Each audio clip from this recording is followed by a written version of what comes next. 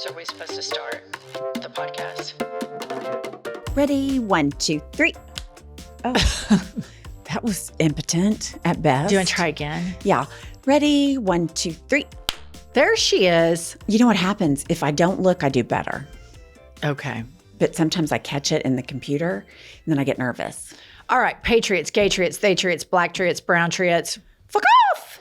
Welcome to America's top DEI podcast, fighting for democracy, fighting for all of the patriots, gay triots, and they triots, black triots, and brown triots in the fuckery that is Trump's America, the idiocy, the breathtaking incompetence, the flea market, the riffraff, the knickknacks, the bad makeup, all of it, the faux Christianity with their little crosses while they're lying, the tongue talking on the White House grounds. You seen that shit? It's fucking crazy. They do a little prayer outside the White House and everybody engages in a little mild tongue talking. And I'm like, hello, these people need to go to a mental institution stat. Instead of the White House, which just segues right into my I've had it. Let's hear it. I am so tired, and I have had it up to my eyeballs with the lying that goes on in this administration, and people believe it. Like Trump on his Lie Social says, the economy's never been better. And that's the tweet. That's it. The economy's never been better. Really? The dollar's down. The GDP shrinking. We've lost 10% in the... Inflation's up. Inflation's up. Prices are higher. They're not lowering the interest rates. But because you said it, now people believe it. And I'm like, I don't know if it's the lack of discernment, a cult mentality, flat-ass dumb shits, but people just, oh, well, he said the economy's great, so it's great. Who are you more angry with, the liar or the people that believe the lies? That's a great question. Here's what I would say. I am mad because I know that Trump is a projection artist. So I know the reason he gets on Lie Social and says the economy's great is he just got back economic numbers that show he is in the fucking toilet and he's dragging America. Which makes you angrier, the liar or the people that believe the lies? I'm getting there. Okay. So he knows better and he's lying. And these people are so vulnerable, whether on purpose or just not very smart or whatever the reason. So I think I'm more mad at the liar because the liar knows the difference. The dumb person, I might have a little empathy for. See, I'm mad at the dumb people. Are you? All day, every day, twice on Sunday. There are idiots and liars and con artists and solitude everywhere. The onus falls on you to use critical thinking, to vet what you hear, to not believe your lying eyes and ears. And we have these brains that are made for critical thinking, and they want to believe him because he hates who they hate. And that's why I hate them more than I hate him. I mean, I could certainly jump on that bandwagon for sure, but I just, in a whole, like, not going to the news, not looking and have an agency and verifying facts. That's on the person. But just like Joe Blow, who, 6 months ago they did a poll, they didn't know never heard the name Elon Musk. Like that 4% of the United States that just doesn't know.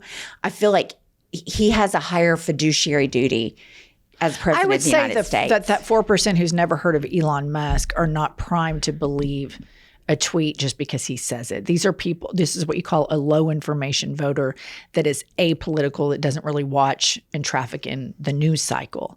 I'm talking about the people who traffic in the news cycle all the time and go every single day to take their marching orders from him. And they do a 180-degree turn about what they believe in at all times. They will outlive Trump. Trump is an old, senile piece of shit that's just, running around slurring his speech, breathtakingly incompetent.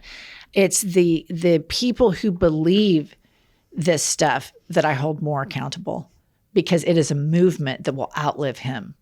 No, I agree with that. In my mind, it's like the low information voter. So like, I agree with you on the people that know and traffic in it, but just the random person that doesn't know, that somebody's just lying to their face, and so they just believe it because it's the president of the United States, I kind of tend to fault the liar more. I still think they're a dipshit. Oh, they're fucking dipshits. I do. I just think in this modern time, and I just think, again, there's always this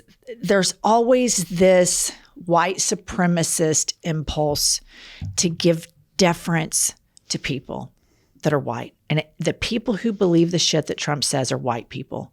Yeah. And if a group of black people or a group of immigrants do something, what do the white people say when they get arrested and get abused by the cops? You should have known the law. That job is yours. And they are really harsh on them. But when it comes to white people, they're always off the hook. There's always permission structures, forgiveness structures, excuse structures set up for them across the board. No other group of people on the planet have that style of system where people give them the benefit of the doubt. None. Black people don't get that. Gay people don't get that. Immigrants don't get that. It's always white people. No, always. That's 100% true. Yeah. I mean, that's absolutely right. Okay.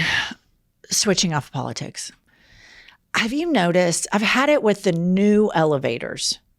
Have you noticed that they've reverse engineered elevators? So instead of pressing up or down, and then you get inside the elevator, and the door's closed, then you push the floor you want to go to. Now there's elevators where you push what floor you want to go to first. And it just fucks with me so much, right? So you're in this lobby and say you got to go to floor 19. So then you go over to the screen and you're looking, then you hit 19 and then it flashes really quick, like car E1. And I was like, did that say E1? And then I'm looking and then you have to get in and then it closes the door and then takes you right up. So I thought for a while, oh, this is so you don't have to stop at all the floors. Right. That's what I would think. Well, I was recently in New York and went on one of those elevators up on the 19th floor and then I was hitting lobby to go down. And so, again, we're picking the floor on the outside of the elevator, which is a real mindfuck for me, right? I'm like, for all of these years, I've done it one way and now we're doing the reverse of this. And I don't know whose idea it was. I don't know who workshopped it. I don't know what the purpose of this is other than just to fuck with people. Right. For using elevators. But then it started stopping on each floor all the way down and people just kept getting in. So I was like, well, what's the point of all this shit? Why can't we put the numbers back in on the inside? Are we trying to prevent that one toddler kid that hits all the buttons? Is that what this is? I don't understand why we're redoing elevators. I don't either. And my thought is you have a higher likelihood of somebody hitting all the buttons when there's nobody watching over their shoulder.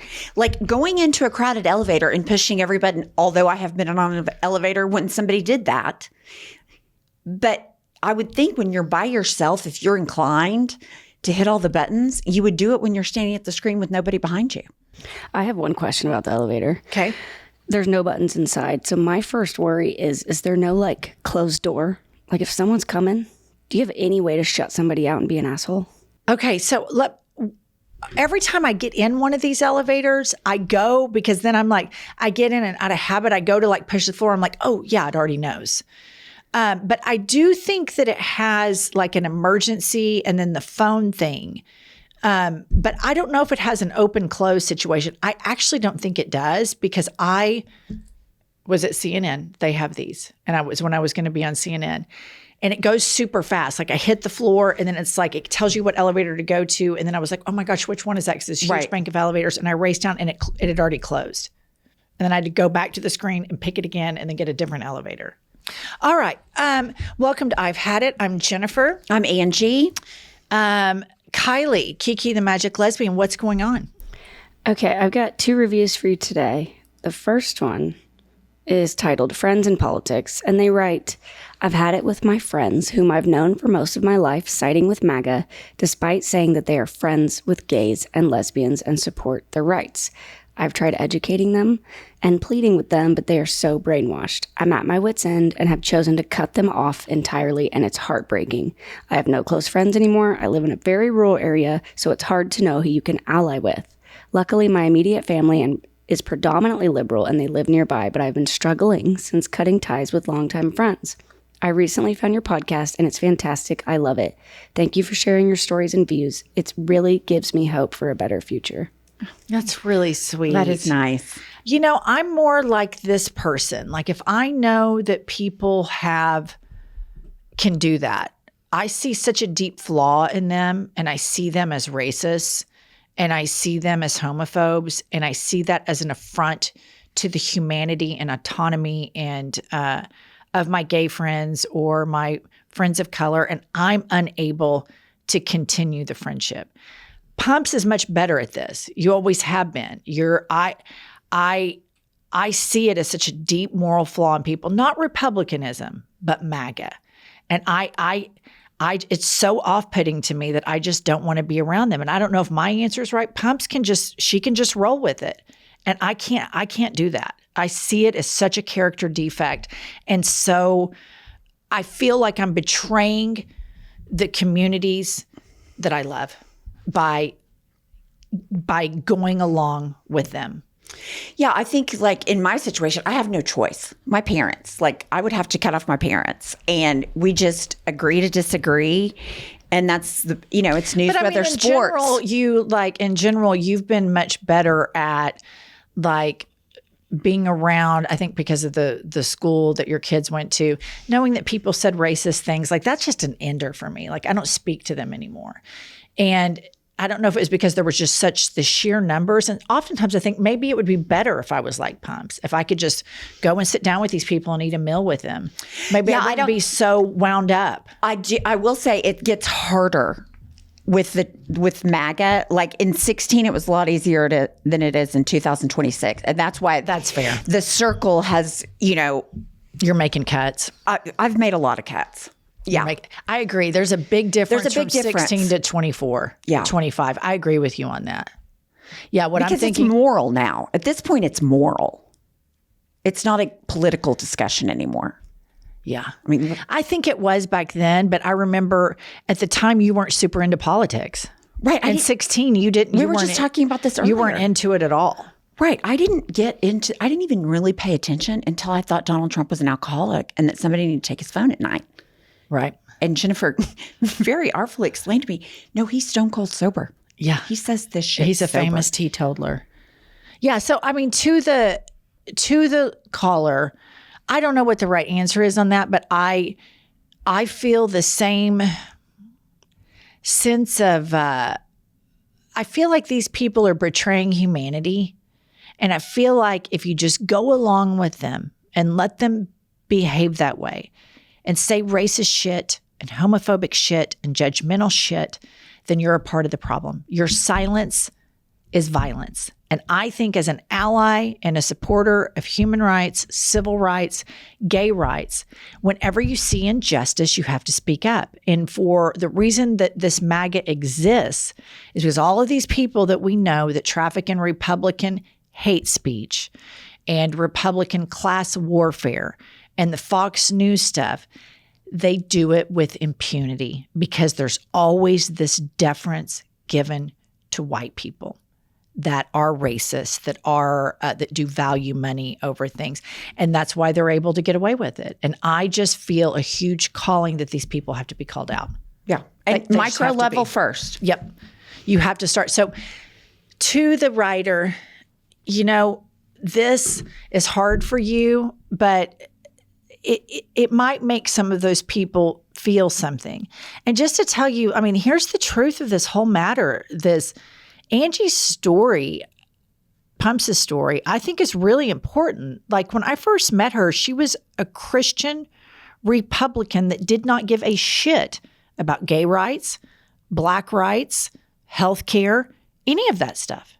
None of it. And I started calling her out.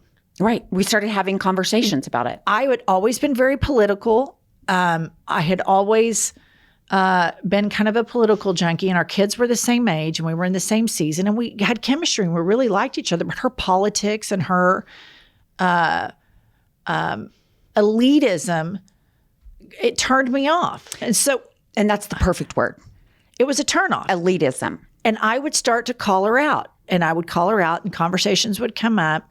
And they would come up, and then slowly but surely, somebody who was the white woman that you detest right now. Hate. You were. I was. So your story, Angie, is a lot more compelling than mine because you were in the Death Star. Right. You drank the Kool-Aid. You thought you were better than everybody, a little bit racist, a little bit homophobe, valued money over people's well-being, and you found enlightenment. And that to me is the most helpful story to help people get through this MAGA shit because you have a roadmap to say, you know, when people started calling me out, I didn't like the way that made me feel. Well, it makes you think about like, why don't I? Why don't I think it's, why do I not care if other people have health care? Why is it just about me? And believe me, it wasn't an overnight thing. It was so wrapped up in the religious part of everything. You have to unpack all of that. You know, the gay rights, the black and brown rights, that was the easy part. It was the elitism that was the hard part. Like, I am actually not better than everyone else. I've been taught this my whole life. As a Christian, I get more, I am more, I'm better. I get to stand in judgment of other people. And when you really examine that, it is offensive, it is appalling, it is gross. And that's why I think I have such an innate reaction to that. That's why fucking white women make you so mad. Make me so fucking mad. But Pumps, that's why I think your story is so helpful, because I think that there's probably a lot of white women out there right now who were sold the same bill of goods that we all are. And if you're a Christian, little white Christian girl, then you're sold this extra bill of goods that if you just pray right to Jesus, you'll be blessed and chosen, and God will find the perfect husband for you, and blah, blah, blah. And that not only was all of that a lie, but it also made you a real a superficial person. The difference in you now and the first person I first met, you're always fun, charming, engaging, all of that, the fun, light part of your personality, all the same. What I love so much more about you now is how much depth, compassion, and empathy you have. And what's so interesting about that is a lot of Christians think they have empathy. They're sold this lie that they are so compassionate and empathetic, when the fact of the matter is they're not. And I remember, like, back in the day, I'd ask you about health care, and you go, as long as I have it, I don't care who has it and who doesn't. And I'd be like, what the fuck, Angie? You're a Christian. What about Jesus? And I started kind of planting these seeds in you. And then, of course, you know, you find enlightenment. And, of course, you went down, you know, had personal pain and struggles that no adulthood is free from. But I really think your story is so important and so helpful to a lot of women right now that might be like, something feels off about this, you know, like seeing the deportations and that not tug at people's heartstrings. So that's why I just think your story is so important, because I think there's so many people in the United States, particularly white women that are mothers, that see the inhumane treatment of these immigrants, and it just tears them apart. Kylie and I were talking about this the other day, because Kylie's mom has kind of gone same like you, and now she's just like the biggest ally for Kylie and totally anti-MAGA. And Kylie, share a little bit about your mom. Yes, I think she was raised really similar as you, Angie, and I was raised the same way. Especially in Oklahoma, it's the normal way to be raised. And at 50, she is a completely different person than I knew my whole life. I think she obviously she ended up having a gay daughter. And so, yeah, it's been really cool to see her growth. Well, and I think part of how I was raised, and Kylie, you can speak to it as well, other people's problems are not going to affect you. And so you don't have any tools. You don't have any mental or emotional tools. You don't have the words, because those things just were never going to happen to you. And so when you're confronted with really, really, really hard things that everybody's confronted with, nobody is immune to, then you have to find the tools. And it's really almost impossible to find them within that framework. And the difference is people just don't talk about it. Here's what's crazy. What really bonded us, Pumps and me, so we had kids the same age. Husbands were both lawyers, both had a good sense of humor, and we had great chemistry, and we liked to bullshit together, and we liked to smoke cigarettes together. We had just a heck of a time together. But what really bonded us is when her marriage kind of was revealed to be a fraud, not by her part, but by the ex-husbands. There was nobody in your orbit that could speak truthfully about what was happening. You only had people surrounding you that spoke about it in religious terms. Well, we just have to pray for him and pray for you. And you clung on to me for dear life because I actually had like psychological reasoning and deductive skills and that's what really bonded us so much during that time period, because you didn't really have anybody in your life that hadn't been raised the exact same way you were. Right. And that's what I fear about with a lot of these, like, let's say rural communities in Oklahoma, for example. Let's just take that. You are taught that you just don't talk about it or you just excuse it. Because I remember I have a friend that's a therapist, and I kind of tiptoed up to the water with her, thinking, because she's not somebody I think would be judgmental or anything, but just like, okay, I need to talk about this. And I was like, so here's what I found. Like, here's what my eyes saw. And then here's what he told me. And her response was, well, if that's what he told you, then that's what happened. And you're laughing, but that is how people solve problems in these, just in these groups, because the truth is so painful and it is so difficult. Yeah. It is easier to believe the lie. So what I fear is, like, in rural Oklahoma, when you don't ever have access to anything but church, Fox News, and other people that look like you and sound like you have no appreciation for anything that's not homogenous. You are never confronted with the hardships of life because you sweep them under the rug and move on. So it's like you never really have an opportunity for enlightenment. This is why I think your story is so helpful right now. I really do. I think, and I know you're still finding it some, but I think that your story about being in the epicenter of white supremacy, Christian, racist, homophobic, misogynistic, worship money world, and the biggest cheerleader for it, with enthusiasm to finding your way to critical thinking and enlightenment all on your own. And now being this champion for marginalized people and for human rights for everyone is kind of a roadmap for people. I really do. I think thank you. I want you to dig that. deeper and deeper into it, because I think we should put you on tour, the HBIC tour. I really do. Kylie and I talked about it yesterday after work. Kylie? Yes. Don't you think her story is really compelling and could help a lot of women that are like looking at this going, this is fucked up? I think a lot more of my moms would have someone to look to. She had to do it on her own. There was no one to listen to. So yeah, you could be that person. And me, like, I come from, it's like, I'm not a credible messenger to them. I was raised an atheist. By atheist parents. I'm not as likable as you from the jump. I'm a little bit more, a little bit more pointy and sharp, call people out too quickly. I'm dead serious, Pumps. I think that your story, the white women that you hate right now, I think that you having been one of them. Right. I think that story is really good. I think you should write a little essay or something, then we'll put you on tour. Yeah, I don't feel quite like I certainly don't have all the answers, but I'm trying.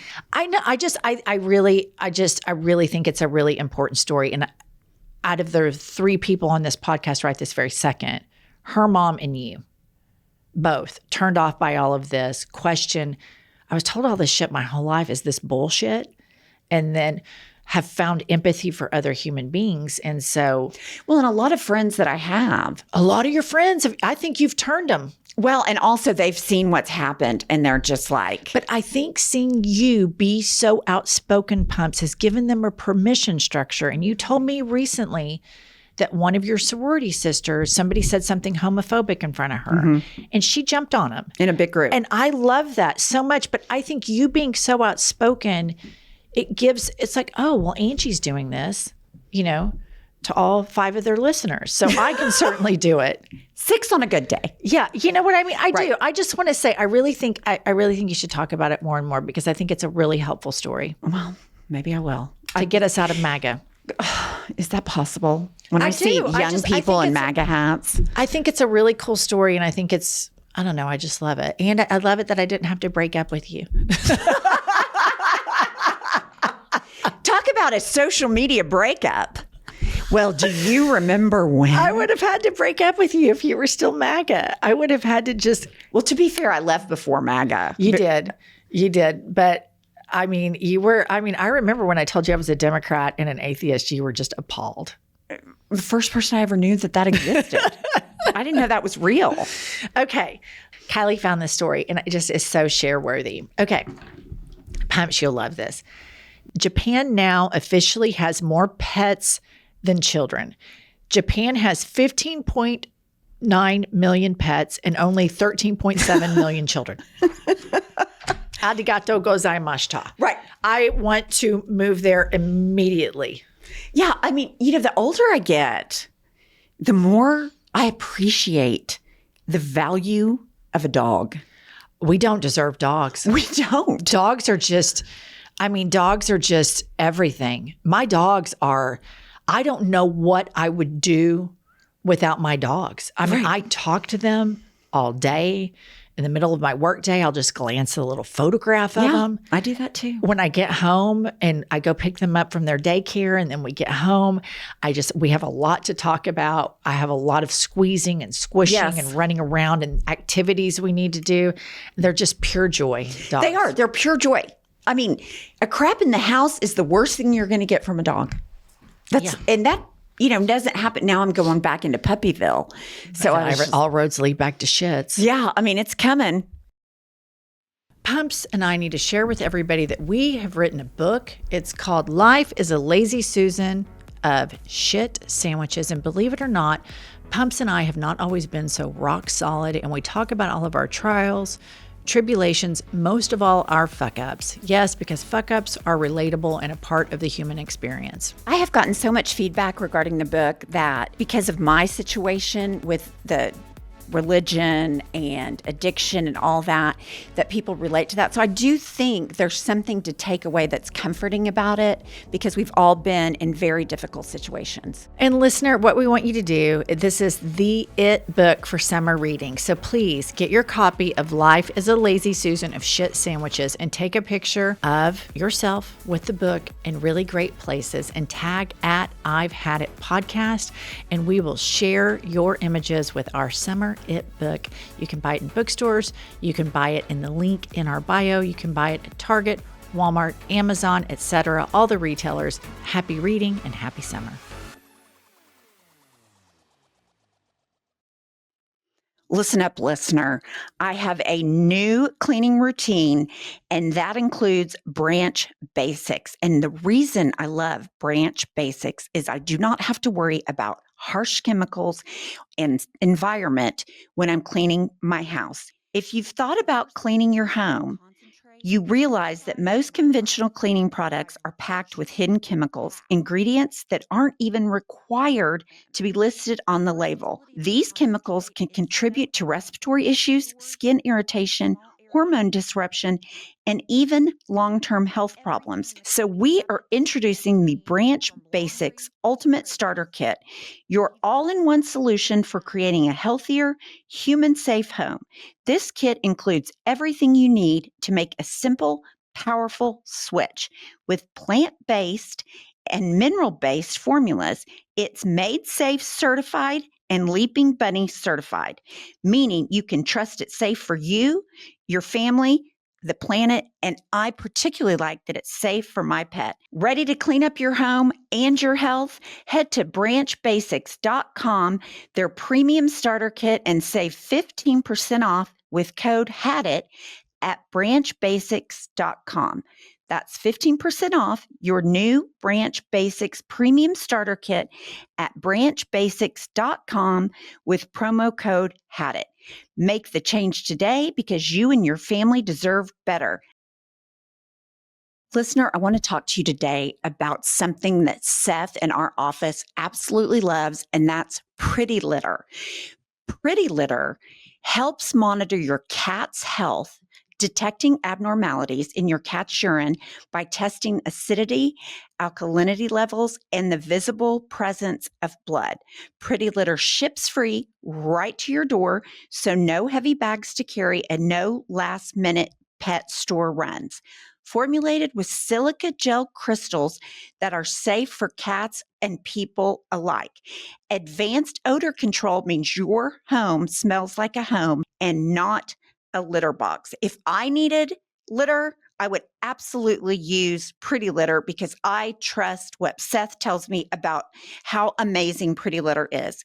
So right now, save 20% on your first order and get a free cat toy at prettylitter.com/hadit. That's prettylitter.com/hadit to save 20% off on your first order and get a free cat toy.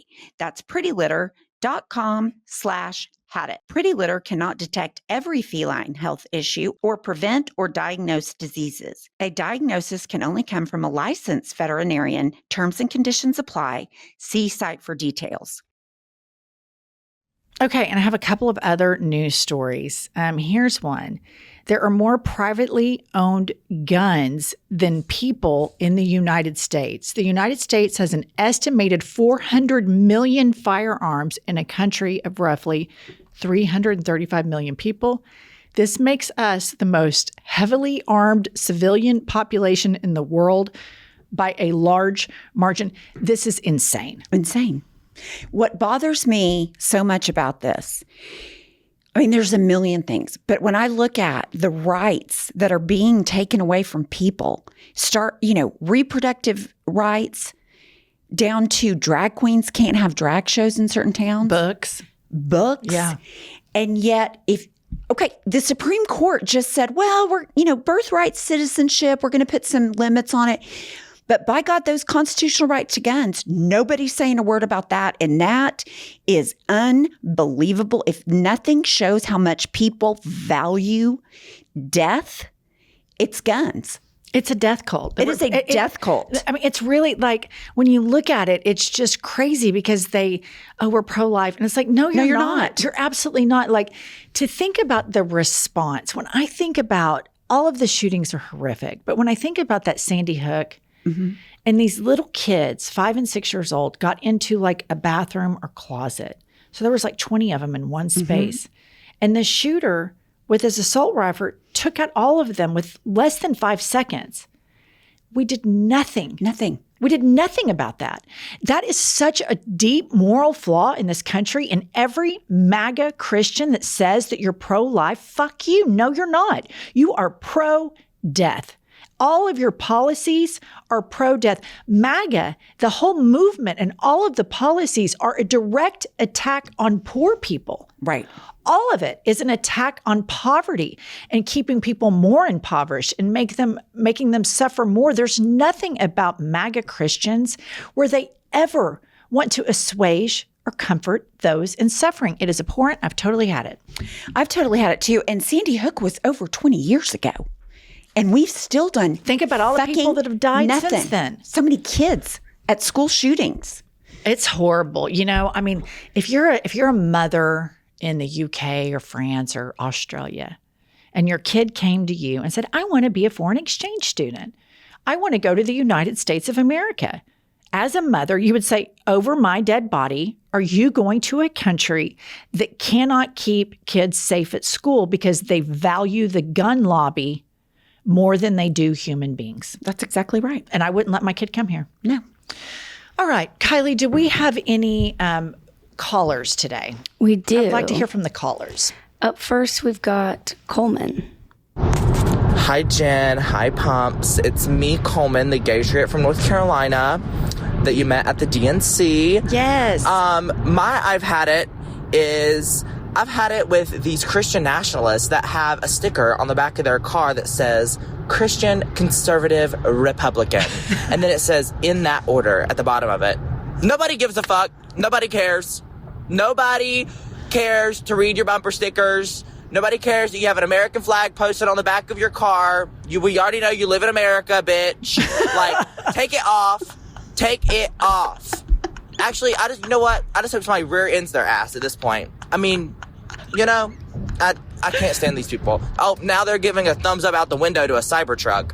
I cannot make this shit up. All right, I love y'all. I'm driving to work and I was listening to the pod and had to turn it off so I could record this. I can't do this. That's really funny. Like, we already know you're in America. Right. You're driving a car. It's like when people sign their text messages. Like, yeah, I know. I have your name programmed. You don't need to sign your text. We know you're in America. You don't need to put your flag up. Oh, my. See, I'm a bad person, probably. I mean, I feel guilty because the indoctrination in school, the Pledge of Allegiance, America's the best, all that, because I have like cringe city. When I see an American flag in somebody's yard, I immediately assume they're MAGA. I immediately assume they're part of a death cult. I immediately assume they're white supremacist, like homophobic, misogynistic. That triggers me like a Cybertruck now. Here's the thing about patriotism, and it's the thing about like, it's like basically a mental health type thing. If you force people to love something, that's not healthy. You know, you lead by example. If you want to feel pride about the United States, and there are times like during the Olympics and we have this great athlete and the crowd shouts USA and you feel like, oh my God, I love this gymnast or this ice skater. This is fantastic. Our fabulous basketball team, you know, they make me super proud. But there are other times where like, it's the people that were taking the American flag to beat up cops at January 6th. And then this is the thing that I don't like. This whole like dark MAGA coded shit that goes on where it's like the American flag and now it's black. Have you seen this? Yes. It's like black tone. With gold now. We've got some gold trim. It's just too much. And these MAGA Christians in particular, everybody knows my ongoing problem with them, as well as Pump's ongoing problem with them. These people are really ruining everything. They are. And they're nosy. They want to get up in your business. And I've never seen a group of people so obsessed with gay sex in my entire life. I think gay people don't even think about gay sex. They don't. As much as MAGA. They don't. And gay men think about gay sex all the time. But I'm going to tell you who trumps them. MAGA men.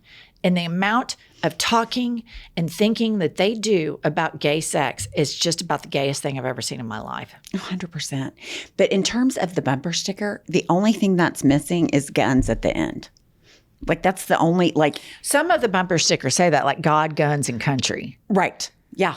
I mean, there's a lot. I saw in the airport, you see a lot of this MAGA coded merch and you see this like guns and God. Right. You know, I'm a big boy and I like wear a grenade logo. And, you know, and it's always Krusty McCrusterson with the muffin top that does the. I can assure you kind of it's men. more than a muffin top. And they're gyrators. And I'll tell you what else I can assure you. We've got little dick energy just oozing off of these people. You know what? I'm just going to go there. And the pot bellies make the penis seem even smaller. I guarantee you, I would bet you all of my kids' lives that 90% of these guys with their fat belly and their MAGA homoerotic shirts can't see their dick if they're not bending over. You know they can't. They can't. They cannot see them. They can't. But by God, they want to talk about it and how big it is. Repulse. Just the thought makes me repulse. Okay, next up, Kylie. Okay, next we've got Joey. I'll tell you what I've had it with. I have had it with the protesters outside Planned Parenthood. Yes.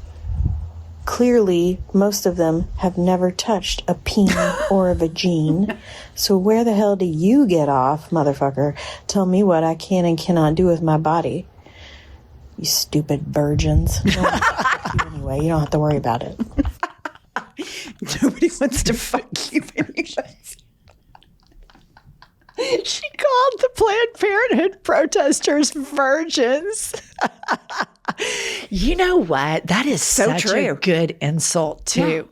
Yeah. What's your problem, virgin? You virgin? Nobody wants to fuck you anyway. Why do you care? You know, it's so fun. You know, when you think about Kylie and I, we saw this sign and it reminded me of Kylie's girlfriend, Anna, because Anna, when we're, talking about like Trump or like when we played the Indiana Pacers when Oklahoma City beat them in the deal, she's always like, their uniforms are ugly and they're skanks. And so there was this meme, like real childish, and it's something satisfying about, doing that. Of course. There was this meme and it had a picture of Donald Trump and it was like, he is the ugliest, skankiest twat on the planet. Just something real immature. So I think that that's something we can do. Look at you, you skank virgin. Virgin skank? Yeah, like when Moses Mike starts talking about all the anti-gay stuff. What's your problem, virgin? Right, yeah. Gyrating virgin. You little gyrator virgin with your little muffin top and your micro peen. Your little handheld penis. Mm-hmm. Thumb-held penis. Your little pinky penis. No, it's really, the amount of damage that's done to this country. And I think it's a culmination of things. Like some people's parents weren't nice to them when they were growing up. So there was a feeling of inadequacy that then translated into the bedroom. And the inadequacy piled on. And they're so fucking mad about it that hurt people. So we have the MAGA abuser party that just gets off on abusing everybody. And I'll just tell you what, I always think back to the Republican National Convention. Always. When Grindr crashed twice. And it takes a lot to crash Grindr. I would assume it's a pretty highly used deal or app or whatever you call it. And it crashed 2 times? 2 times. Twice. Yeah. So, yeah, there's just a lot. I think there's a lot of inadequacy. I think there's a lot of small genitalia. I think there's a lot of self-loathing. And a lot of virgins.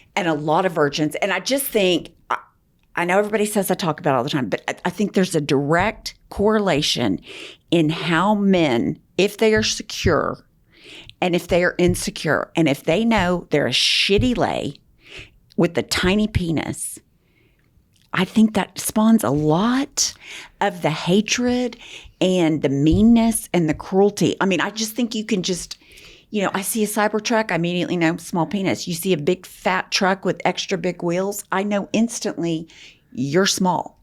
And I think these men don't get it. They're advertising it. It oozes off of them. It does. They're compensatory measures that they take to hide the penis by blowing, enlarging other things everything around else, them is a huge reveal. All right, Kylie, who's next? Okay, up next we've got Anthony.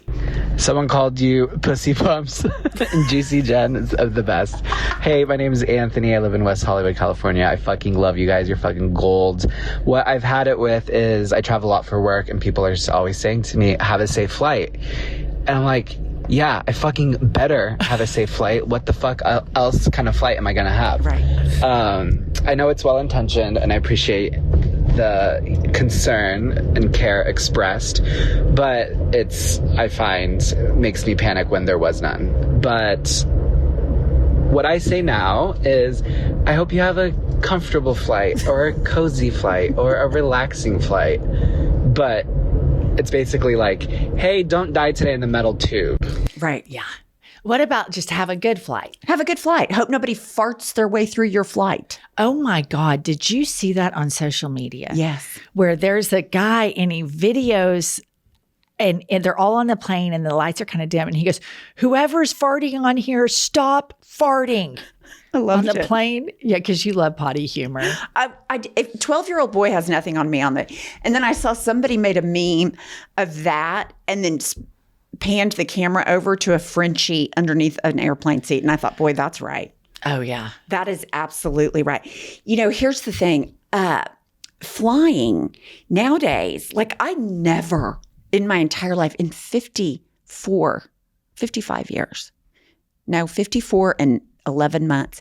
It really I never like. Wait, your birthday's in February. No, I know, but I'm saying like up until Trump took office and all this shit. Are you 55? I'm 55. I was in 55 in February. Okay. I just wanted to check again. Fuck you. My kids say, Mom, you look great for 60. I'm like, you fucking assholes.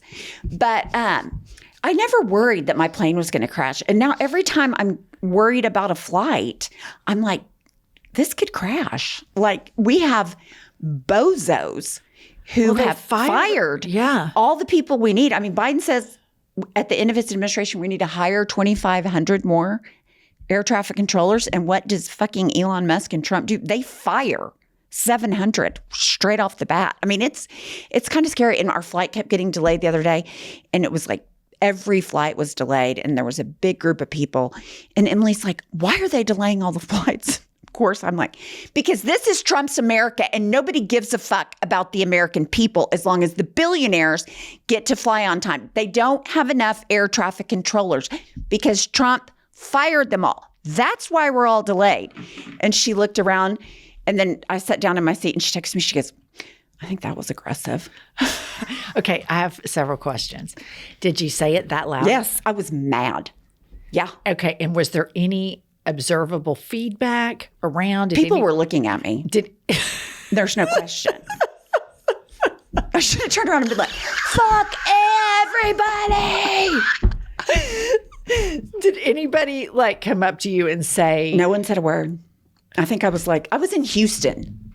Okay, here's what I wish would have happened so desperately. I wish that somebody would have taken their phone out. Oh my God, I wish they would have. And then you would have been, because here's the deal.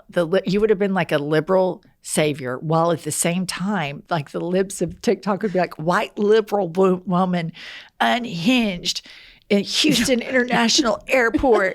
And it would be, and I mean, I could sit here and just do the podcast and of people posting that. Yeah. I think we could get the remainder of the year in, because that would be gold. Nobody filmed it. Nobody said anything to you. No, nobody. Any dirty looks?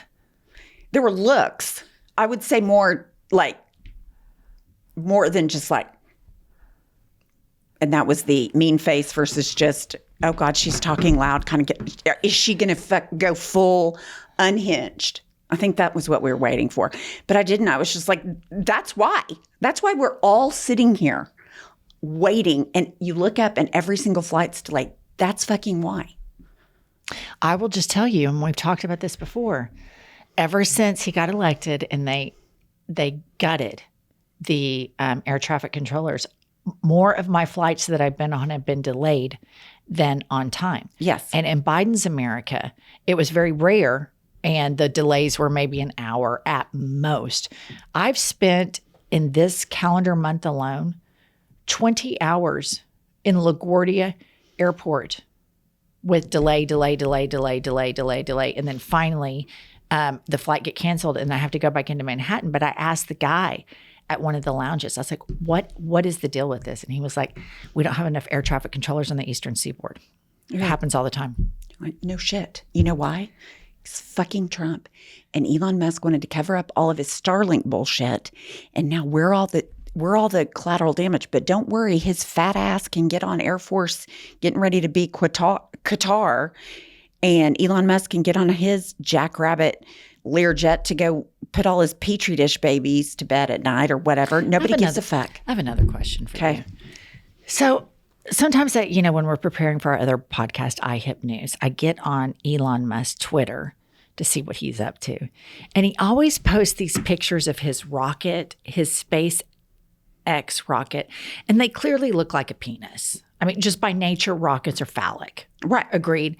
But this one particular image that he had, it's like a camera shot going down and it's like this hard rock cock. Mm-hmm. I mean, I was just like, wow. I mean, that's just, a camera angle even made it even more phallic because it kind of had like the head on it, the rocket. Right. And then I remembered that story, and I didn't know if this was tabloid or truth, but don't you remember that story that we unearthed in the bowels of the internet about Elon Musk having a botched penile implant surgery? Here's the thing. I don't even have to know about the botched penile implant surgery to know Elon Musk has a penile problem. I look at that Cybertruck and I look at his behavior and I think, this man has a very small penis. It comes right off the top. If you're running a business, you know that every time you miss a call, you're leaving money on the table. When every customer conversation matters, you need a phone system that keeps up and helps you stay connected 24/7. That's why you need Open Phone. Open Phone is the #1 business phone system that streamlines and scales your customer communications. It works through an app on your phone or computer, so no more carrying 2 phones or using a landline. With Open Phone, your team can share one number and collaborate on customer calls and texts like a shared inbox.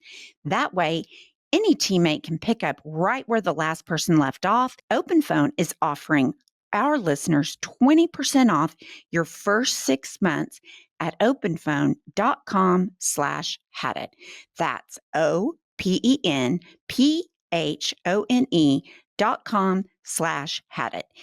And if you have existing numbers with another service, Open Phone will port them over at no extra charge. Open Phone, no missed calls, no missed customers. Today's episode is sponsored by ASPCA Pet Health Insurance Program. As our listeners know, Jennifer and I are crazy about our French Bulldogs, but French Bulldogs require a lot of veterinary visits and the costs add up. Even if you're the best parent in the world, unpredictable things can happen. Fortunately, you can always give your care a boost with ASPCA Pet Health Insurance. With ASPCA Pet Health Insurance, you can focus on the care your pet deserves and cover what matters most. It's simple. Use their app to submit a claim and you'll receive reimbursement for eligible vet bills directly into your bank account. To explore coverage, visit aspcapetinsurance.com/hadit. That's aspcapetinsurance.com/hadit. Again, that's aspcapetinsurance.com/hadit. This is a paid advertisement. Insurance is underwritten by either Independent American Insurance Company or United States Fire Insurance Company and produced by PTZ Insurance Agency Limited. The ASPCA is not an insurer and is not engaged in the business of insurance. All right, listeners, summer's here and we're all chasing something. I'll tell you what I'm chasing is a better forehand. You all know I think I'm really good at tennis, and my tennis merch and swag that I wear directly impacts my game. That's why I cannot share enough with you how much I love Bombas socks. Seriously, they are so fantastic.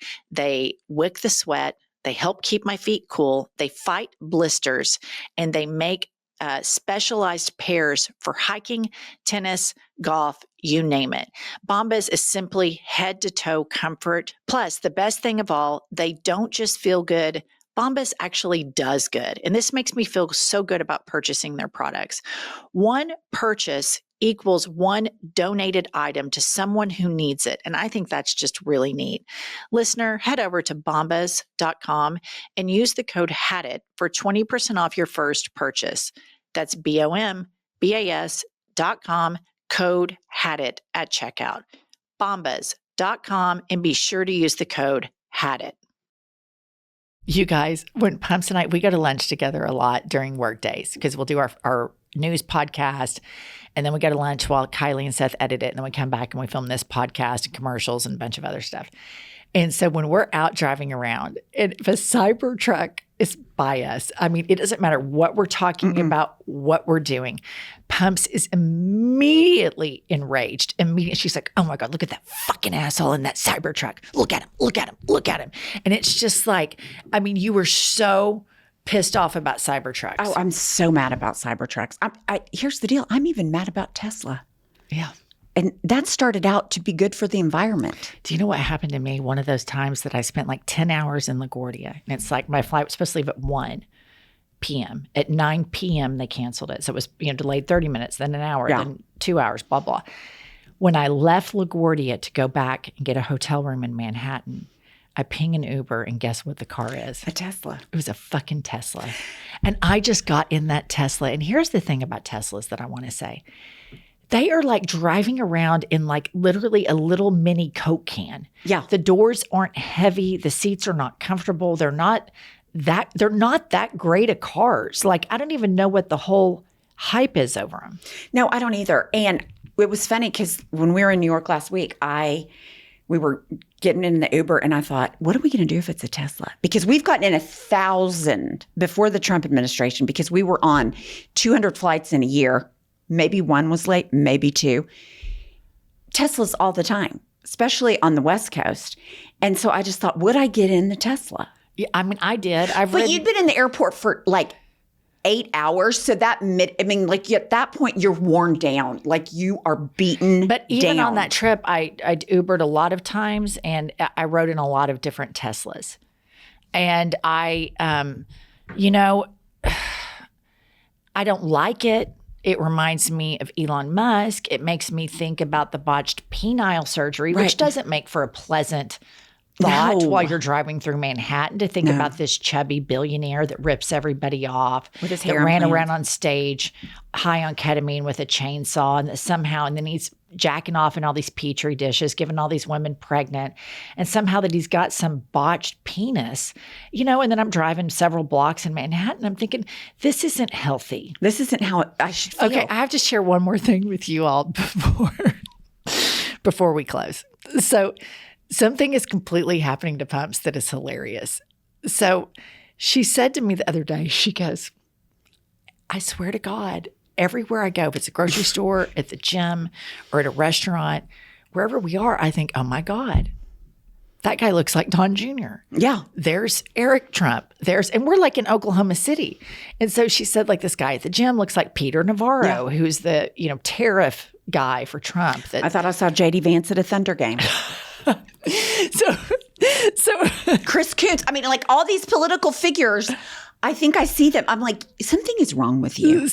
Chris Coons is a good Democrat. No, he's a good So Democrat. we're driving through this parking lot the other day on our way to lunch, and she just looks at me like it's perfectly normal. And she goes, we're in Oklahoma City, Oklahoma. She goes, see what I mean? There's Don Jr. And then we just drove on and picked up our conversation.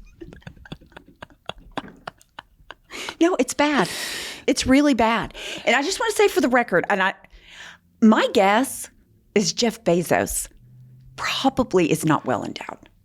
All his rocket obsession, he's got the new wife with all Maybe not, but some of the billionaire stuff, I think that these people, they start feeling delusions of grandeur that they're so important because people just give people with billions of dollars so much deference and they are treated differently and more special. And then I think they get bored. I think they're bored. I think they get bored and they feel like they need to do things. So it's like Elon Musk's obsession with going to Mars, and Jeff Bezos sending Gayle King and Katy Perry into space is stupid. I mean, who cares? For 10 minutes, like who cares? They have those but they just simulators. do this shit, and then at the end of the day, I do think a conversation we need to have is about capitalism, and capitalism allows for a lot of poverty. Yeah. Democratic socialism allows for wealth, but it doesn't allow for poverty. And I have moved further and further to the left because I think I bought into the democratic narrative that, maybe being a democratic socialist was too extreme. And that's just propaganda that it is, because really it's not extreme. Caring for everybody in the community is collectivism, making sure people live with dignity and have a livable wage. The number one way to prevent crime is to defeat poverty. Mm-hmm. The answer to a lot of the problems that we have is to cast a war on poverty. And instead, we enable the rich to make the poor poor. And anyway, I just think that I am a total democratic socialist because I think that if in a democratic socialist country like France, Germany, basically all of Western Europe, you have people that can have wealth, but they pay their fair share in taxes. Everybody has health care. If you're super wealthy and you want a private doctor, by all means, get one. But the poorest person in your community, if they get cancer, is not going to go bankrupt. And so I don't know. I think that the capitalism and having like so many billionaires with all this wealth is really kind of gross. It's so gross. And I had that same thought. I watched that. Are you a democratic socialist? Yeah, I'm all in. Because on Fox News, they keep playing like, this is what, say his name for me because I was. Zoran Mamdani. Okay, so I'm obsessed. You're obsessed. And so like on Fox News, they're like, he wants health care for everybody. He wants rent control. He wants people to be able to buy groceries. I mean, it's just like, oh, that sounds so fucking terrible. God, kids, I mean, like in Oklahoma, we turn away free lunches. We would rather kids starve. But my one thing I was just going to say, and I know we're trying to wrap up, but I watched that Titanic thing, the submersible, the submarine deal. What I came away with is billionaires get fucking bored. That's what I think. They're just bored to tears. That's what I think. I think they're bored to tears. And then there's this expectation on them. What are they going to do What's the next? What's the next one? And here's the thing. It's not that they're a lot smarter than everybody else. I mean, it's not that these people, their IQ is 10, 20 points higher. They're probably just better deal makers at the right place at the right time. Now, somebody like Bill Gates that created that kind of software that revolutionized the way people conduct office through Microsoft, there's obviously a lot of intelligence there. Steve Jobs, yes. But I think that sometimes, Jeff Bezos, it's a really smart business, but it's a hustle business. Right. And he hustled and made that work. And I give him credit for that. Totally. I do too, but I don't know that Jeff Bezos needs to have $400 billion.